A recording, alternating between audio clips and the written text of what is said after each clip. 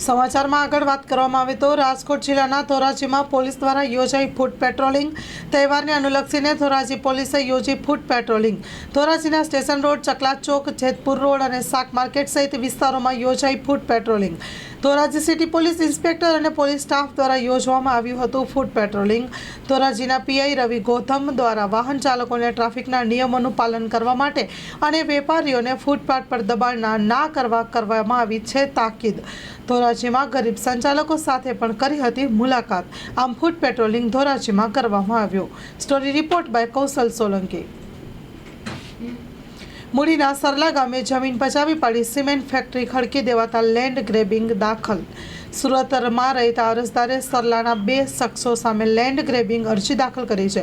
મૂડી તાલુકાના વિસ્તારોમાં સરકારી જમીનો દબાણ કરતા તત્વો સામે અરજી કરવામાં આવી. મૂડીના સરલા ગામે સરકારી જમીન ઉપર અનેક બાંધકામ ખડકી દેવાની અનેક અરજીઓ આવી છે. ત્યારે ફરી મૂળ સરલાના ખેડૂત અને હાલ વર્ષોથી સુરતમાં રહેતા અર્જુનભાઈ મોહનભાઈ મિસ્ત્રી કે જેઓ સરલાના વર્ષોથી ખેડૂત ખાતેદાર છે, તેઓની જમીનમાં ગેરકાયદેસર પ્રવેશ કરી જમીન પચાવી પાડવાના ઈરાદે સરલાના બળદેવભાઈ ગગજીભાઈ પટેલ અને અલ્પેશભાઈ બળદેવભાઈ પટેલ દ્વારા ખાતેદાર ખેડૂતની જમીન ઉપર સિમેન્ટ પાઇપની ફેક્ટરી ખડકી દેવામાં આવેલ છે અને આગળના ભાગે 3 દુકાનો અને મોટું ગોડાઉન બનાવી ભાડે આપી દેવામાં આવેલ. આ પાછળના ભાગે ગોપીનાથ સિમેન્ટ પાઇપની ફેક્ટરી ખડકી દેવામાં આવતા સુરતમાં રહેતા ખેડૂત દ્વારા કલેક્ટર સુરેન્દ્રનગરમાં બંને આરોપી સામે લેન્ડ ગ્રેબિંગની અરજી દાખલ કરવામાં આવેલ છે. સરલામાં અનેક દબાણો આવી રીતે કરવામાં આવ્યા છે. Story report by Jaysinh Sarola Sayla. Sabarkantha અને અરવલ્લી જિલ્લાના લાખો પશુપાલકોની આર્થિક જીવાદોરી સમાન સાબર ડેરીના ચેરમેન અને વાઇસ ચેરમેનની વરણી કરવામાં આવી છે. ચેરમેન પદે સામળભાઈ પટેલની રિપીટ કરવામાં આવ્યા છે, તો વાઇસ ચેરમેન પદે ઋતુરાજ પટેલની બિનહરીફ વરણી કરવામાં આવી છે અને ચૂંટણી અધિકારીની હાજરીમાં યોજવામાં આવી હતી. Story report by Jitendra Solanki. સૌને પહેલાં મારા નમસ્કાર. આજે સાબર ડેરીની ચૂંટણીની અંદર ગુજરાત સરકાર સંગઠન ભાજપે અમને જે જવાબદારી સોંપી છે એ પહેલો એમનો ખૂબ ખૂબ આભાર માનું છું. સાબરકાંઠા જિલ્લાના 3 લાખ પશુપાલકોના હિત માટે સાબર ડેરીમાં 3જી વખત ચેરમેનની પોસ્ટ મને મળી છે, તો આપણા જિલ્લાના ખેડૂતો માટે, પશુપાલકો માટે સારી રીતે સારા ભાવ મળે એ દિશામાં હંમેશા મારો પ્રયત્ન રહેશે. મારી ટીમ જે નિયામક મંડળની છે, મારા ઉપર જે વિશ્વાસ મૂક્યો છે, મને ચેરમેન અને વાઇસ ચેરમેન ઋતુરાજભાઈને બનાવ્યા છે, બંને અમે અમારી ટીમને જોડે રાખી પશુપાલકોના હિતમાં સારી રીતે નિર્ણય કરીશું અને આવનારા દિવસોમાં એમને સારા ભાવ મળે એ દિશામાં હર હંમેશા અમારી ટીમનો અમારો પ્રયત્ન રહેશે.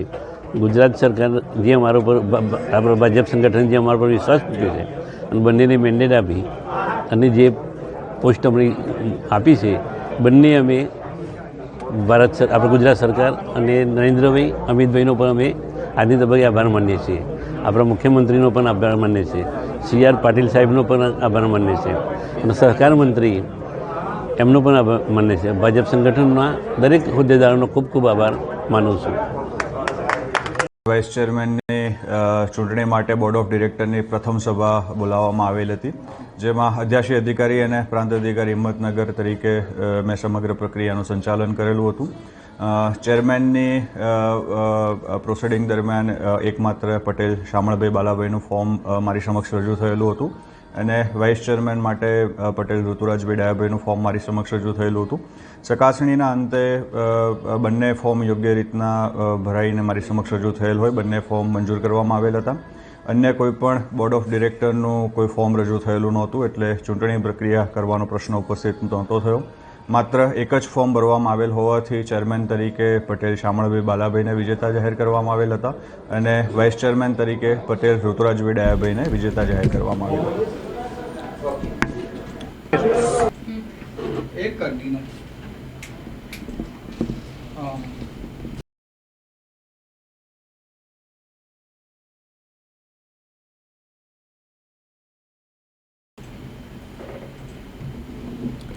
ખોટા મંત્ર તંત્ર જાપ બોલી લોકોને ફસાવી રૂપિયા અને ઘરેણાં પડાવતા 2 ઇસમોને ઝડપી પાડતી Bhavnagar parole furlough squad. Bhavnagar parole furlough સ્કોડના પોલીસ સ્ટાફના માણસો ભાવનગર શહેર વિસ્તારની પેટ્રોલિંગમાં હતા. તે દરમિયાન પોલીસ સ્ટાફને બાતમીરાએ હકીકત મળેલ કે ભાવનગર રાજકોટ રોડ પર ચિત્રા ઓમ પાર્ટી પ્લોટની પાસે 2 ઇસમો કાળા કલરનું મોટરસાઇકલ લઈને ઊભા છે, જેમાં એક ઇસમે ડિઝાઇનવાળું આખી બાઈનું ટી-શર્ટ અને બ્લુ કલરનું ટ્રેક પેન્ટ પહેરેલ છે. બીજા ઇસમે સફેદ અને ભૂરા કલરના ડિઝાઇનવાળા શર્ટ પહેરેલા છે, સફેદ કલરનું પેન્ટ પહેરેલ છે. તેઓ પાસે સોનાની ધાતુ જેવા ઘરેણાં તથા રોકડા રૂપિયા છે. તેણે ક્યાંકથી ચોરીને અથવા છળ કપટથી લાવેલ હોવાની શંકા છે. બાતમીના આધારે બાતમી મળી જગ્યાએ આવતા ઝડપી લઈ વધુ તપાસ હાથ ધરતા તેની પાસેથી રોકડા રૂપિયા સાથે સોનાના ઘરેણાં કુલ કિંમત 84,710નો મુદ્દામાલ અંગે પૂછપરછ કરતા આધાર પુરાવા ન હોય અને આમ તમામ શંકાસ્પદ મિલકત તરીકે કબજે કરી કાયદેસરની કાર્યવાહી હાથ ધરવામાં આવી છે. Story report by Manal Rajyaguru સાથે રિપોર્ટર અનિલ ગોહિલ, ભાવનગર. એક પેડ માં કે નામ રાજકોટમાં પત્રકારો સાથે મળીને પ્રાદેશિક માહિતી કચેરી ખાતે વૃક્ષારોપણ કર્યું હતું. Story report by Sandeep Chavda સાથે કે ચોકસી, રાજકોટ.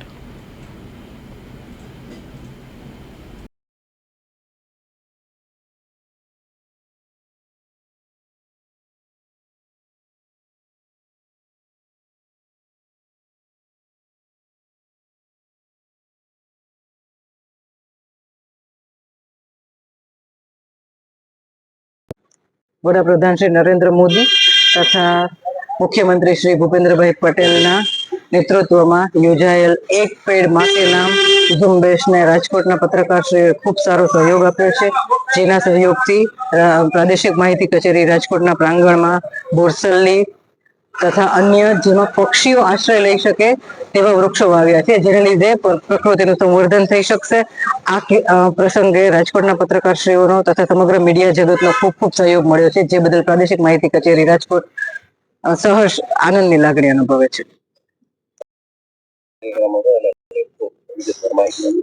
વડાપ્રધાન શ્રી નરેન્દ્રભાઈ મોદીની પ્રેરણાથી સમગ્ર દેશમાં એક પેડ માં કે નામ અભિયાન અંતર્ગત વૃક્ષારોપણના અને સ્વચ્છતા હી સેવા અંતર્ગત સ્વચ્છતાના વિવિધ કાર્યક્રમોનું આયોજન કરવામાં આવી રહ્યું છે. તો એ જ અભિયાન અંતર્ગત આપણે રાજકોટ પ્રાદેશિક માહિતી કચેરી ખાતે આજે એક પેડ માં કે નામ અભિયાન અંતર્ગત વૃક્ષારોપણનું અને સ્વચ્છતાનું એક ઝુંબેશ કરવામાં આવી હતી, જેમાં પત્રકારશ્રીઓ અને માહિતી કચેરીના કર્મચારીશ્રીઓએ ઉત્સાહભેર ભાગ લઈને વૃક્ષારોપણ કર્યું હતું, તેમજ કેમ્પસ અને આસપાસની વાતાવરણની સફાઈ કરીને સ્વચ્છતા હી સેવાને પોતાના જીવનનો એક ભાગ બનાવવાનો સંકલ્પ વ્યક્ત કર્યો હતો. આ અંતર્ગત પત્રકારશ્રીઓ અને માહિતી કચેરીના કર્મચારીઓ દ્વારા સ્વચ્છતા શપથ પણ લેવામાં આવ્યા હતા.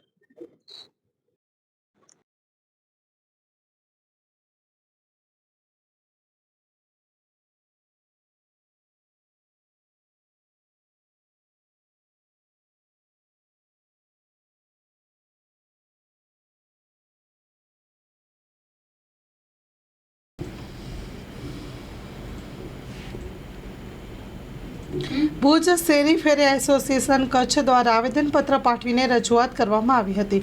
આવો જોઈએ શું છે સમગ્ર રજૂઆત. સ્ટોરી રિપોર્ટ બાય કરણ વાઘેલા, ભુજ.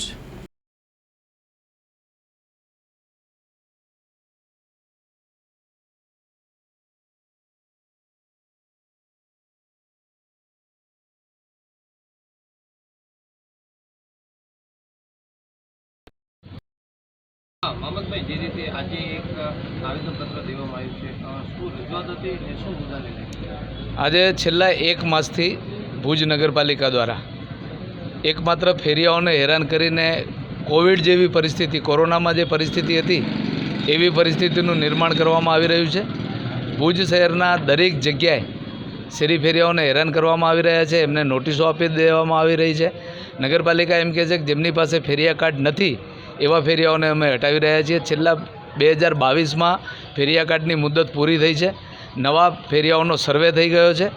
એ ફેરિયાઓના સર્વે થઈ ગયો છે એ ફેરિયાઓને આયોજનપૂર્વક રીતે ફેરિયા કાર્ડ આપવામાં આવી રહ્યા નથી. જે ફેરિયાઓ 10,000ની લોન લીધી છે એ ફેરિયાઓ પાસે LOR છે અને એ LORને માન્ય રાખવું જોઈએ, નામદાર સુપ્રીમ કોર્ટે કહ્યું છે.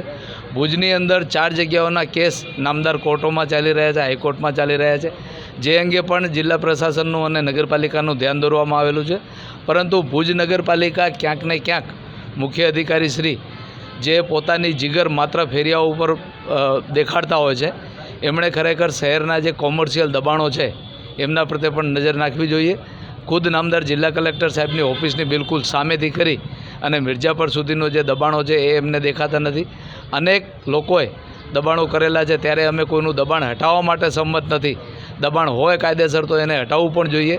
શહેરમાં દરેક વ્યવસ્થા માટે અમે દરેક વખતે સાથ સહકાર આપી રહ્યા છીએ અને આપશું, પરંતુ અમારી સાથે જ્યાં સુધી બેઠક કરવામાં ના આવે અને અમારી સમસ્યાનો ઉકેલ આગામી 15 દિવસમાં જો કરવામાં નહીં આવે તો 15 દિવસ પછી ભુજ શહેરના તમામ ફેરિયાઓ પોતાના ધંધો રોજગાર અચોક્કસ મુદત માટે બંધ રાખશે. ગઈકાલે 2 દિવસ પહેલાં સુરતના એક કેસમાં હાઈકોર્ટે ચુકાદો આપ્યો છે કે તમે ફેરિયાઓના જે કાયદો છે એનું અમલીકરણ કરો, અને કાયદાનું અમલીકરણ ન કરો, પોલિસીનું અમલીકરણ ન કરો, પોલિસી ન બનાવો ત્યાં સુધી તમે ફેરિયાઓને રોડ ઉપર પણ રહેવા દો. એટલે નામદાર સુપ્રીમ કોર્ટ જ્યારે ફેરિયાઓની ગંભીરતાને સમજતી હોય, માનનીય વડાપ્રધાન શ્રી પણ જ્યારે ગઈ વખતે દિવાળીના સમયમાં લોકલ ફોર વોકલનું એમણે સૂત્ર આપ્યું હતું, ત્યારે આજે આજ નગરપાલિકા દિવાળીના તહેવારો ઉપર ફેરિયાઓને દબાવી અને કોઈક મોટું ષડયંત્ર કરી રહી હોય એવું સ્પષ્ટપણે દેખાઈ આવે છે. શેરી ફેરિયા સંગઠનની વાત કરીએ અથવા તો જે કેટલા રેકડીવાળાઓ છે એ કેટલા લોકો હશે? ભુજમાં નગરપાલિકાએ 2017ની અંદર 1175 જણાનું સર્વે કરેલું હતું. ત્યારબાદ એ સંખ્યા વધીને 1558 જેવી થઈ હતી અને આજે 2000થી 2500 શેરી ફેરિયાઓ શહેરની અંદર છે. ભુજ શહેરની કુલ વસ્તીના 2.5% ફેરિયાઓને નગરપાલિકા એલાઉડ કરી શકે છે. ભુજ શહેરની અંદર અલગ અલગ જગ્યાએ વેન્ડિંગ ઝોનની ડિઝાઇનો બનાવી આપવામાં આવેલી છે નગરપાલિકાને સાથે રાખીને, અને ભુજ શહેરની અંદર જ અલગ અલગ જગ્યાઓના તમામ વેન્ડિંગ ઝોન જે મંજૂર કરી નાખવામાં આવ્યા છે એવા એક પણ વેન્ડિંગ ઝોનનું નગરપાલિકાએ છેલ્લા 7 વર્ષમાં કોઈ પણ અમલીકરણ નથી કર્યું. અને આજે માત્ર અને માત્ર પોતાનું ઈગો માટે કે ફેરિયાઓને, ગરીબ માણસોને હેરાન કરવાના એકમાત્ર ઉદ્દેશ્યથી શેરી ફેરિયાઓને હેરાન કરવામાં આવે છે, જે શેરી ફેરિયાઓ કોઈ પણ કાળે સહન નહીં કરે. ધમકીઓ આપવામાં આવે છે રીતસર રાતના જઈને, અને નગરપાલિકાના એક જવાબદાર અધિકારીઓ જઈને રાતના ફેરિયાઓને કહે છે કે તને બરબાદ કરી નાખીશ. આજે પણ નામદાર કોર્ટમાં અમારી તારીખ છે અને આ બાબતે અમે જજ સાહેબને પણ રજૂઆત કરશું કે આપ સાહેબ આ જે રીતની ધાકધમકી કરવામાં આવી રહી છે એના પ્રત્યે ફેરિયાઓ આપની પાસે ન્યાયની અપેક્ષા રાખે છે. આપણે કલેક્ટર સાથે રજૂઆત કરી પણ ક્યાંક તમે પણ થોડોક નિરાશ થઈ ગયા હતા કે થોડોક આંસુ પણ તમારા આંખમાં આવી ગયા હતા. આ જ્યારે તમારા સાથે વધે છે ત્યારે ક્યાંક ને ક્યાંક લાગણી પણ ડૂબાતી હોય છે. બિલકુલ, આજે ગરીબ માણસોના ધંધા રોજગારનો સવાલ છે. કોઈપણ જે માણસની અંદર થોડુંક મન હોય કે માણસ થોડોક સંવેદનશીલ હોય એને ચોક્કસપણે અસર થતી હોય, ત્યારે આ પ્રકારની હેરાનગતિ નાના ગરીબ માણસોને કરવામાં આવે છે, સહન નથી થતી. પરંતુ તંત્ર જે છે એ કોઈ કાળે ધ્યાન નથી આપી રહ્યું. તો આના માટે હવે તંત્ર માટે અમારી પાસે એક જ રસ્તો છે કે અમે આગામી 15 દિવસમાં જો પરિસ્થિતિનું અમારી સાથે બેઠક કરીને નિરાકરણ કરવામાં નહીં આવે તો ભુજ શહેરના તમામ લારી ગલ્લા, કેબિન ધારકો, શાકભાજી ધારકો, ઠંડા પીણા, ખાણીપીણી, ચા, નાસ્તા તમામ જે છે અચોક્કસ મુદ્દત માટે અમે બંધ કરી નાખશું. ગુજરાતની બ્લેક ટ્રેક કોરી ઉદ્યોગ બંધ કરેલ છે તે બાબતે તેના સમર્થનમાં અને કોરી ઉદ્યોગના લાંબા સમયથી પડતર પ્રશ્નોનું નિરાકરણ લાવવા અંગે કચ્છ કલેક્ટરને આવેદનપત્ર પાઠવીને રજૂઆત કરવામાં આવી હતી. સ્ટોરી રિપોર્ટ બાય કરણ વાઘેલા, ભુજ.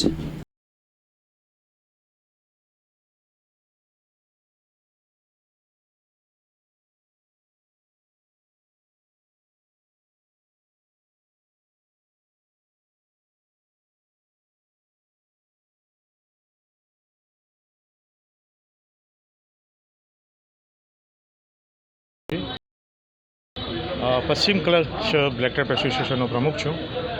જેવી રીતે રામભાઈએ કીધું કે ઇસી બાબતે અમારા જે રજૂઆત છે એના અનુસંધાને અમે સમગ્ર કચ્છ જિલ્લો તેમજ ગુજરાત રાજ્ય અમે સંપૂર્ણપણે તારીખ 2થી અચોક્કસ મુદ્દતની હડતાલમાં ઉતર્યા છીએ.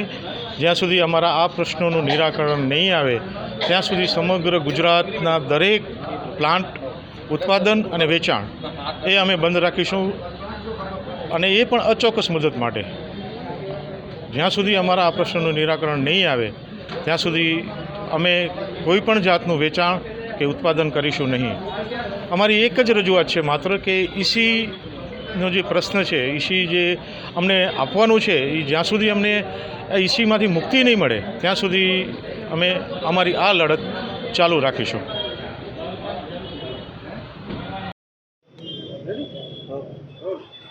સાહેબ આપનું નામ એજ્યુકેશન?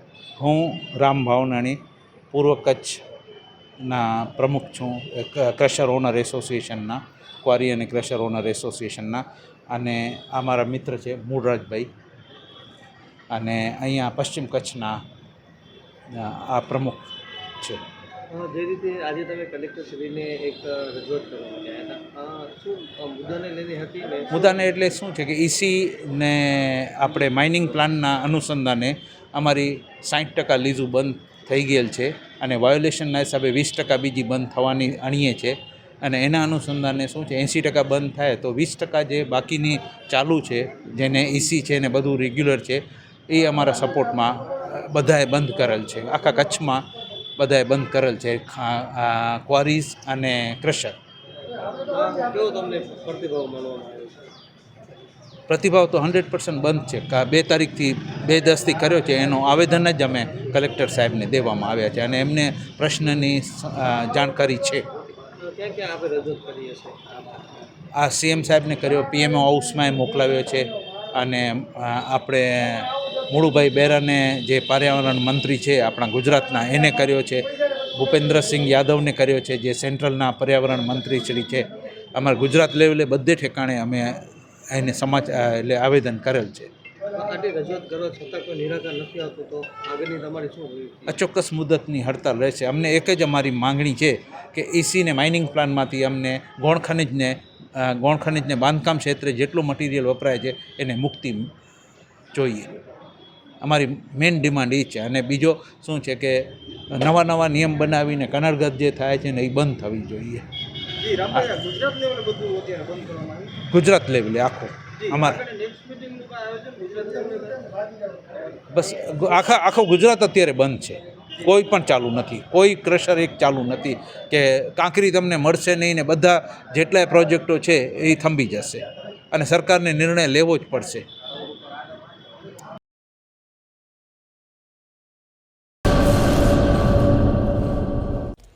હેલો એવરીવન, તો આજે હું આવી છું લિટલ બાઇટ્સમાં, સો લેટ્સ ગો.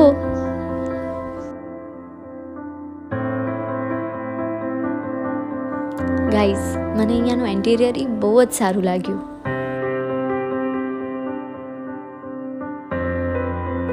મેં અહીંયાની ઘણી જ બધી વેરાયટીઓ ટ્રાય કરી, જેમ કે પાણીપુરી, સેવ બટાટા પૂરી, પાઉંભાજી, મૈસૂર મસાલા ઢોસા, દહીં બટાટા પૂરી, ચીઝ સેન્ડવિચ. અને હા ગાઈઝ, અહીંયાના ટેસ્ટ વિશે કહું તો મને અહીંયાનું ટેસ્ટ બહુ જ સારું લાગ્યું. આનું એક બેનિફિટ છે, તમે આ રીલ લાઈક કરેલી હું કને બતાવશો તો તમને 10% ડિસ્કાઉન્ટ મળી રહેશે. Thank you so much.